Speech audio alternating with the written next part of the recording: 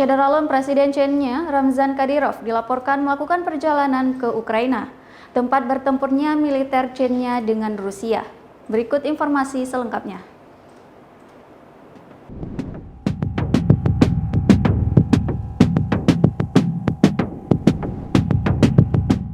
Syederalon Presiden Chechnya Ramzan Kadyrov dilaporkan melakukan perjalanan ke Ukraina, tempat para militer Chechnya bertempur bersama Rusia. Dalam video tersebut mengatakan Kadyrov berada di Ukraina, meskipun mereka tidak memberikan lokasinya dan kapan video itu diambil.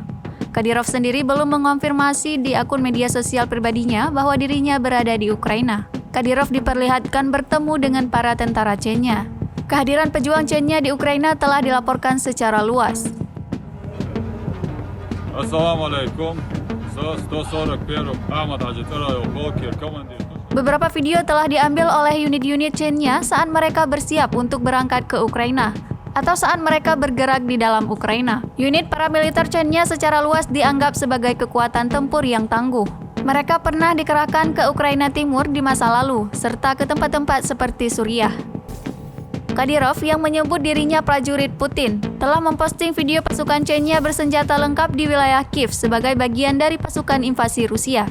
Kremlin dan Moskow menggambarkan tindakannya di Ukraina sebagai operasi khusus untuk demilitarisasi dan denazifi Ukraina.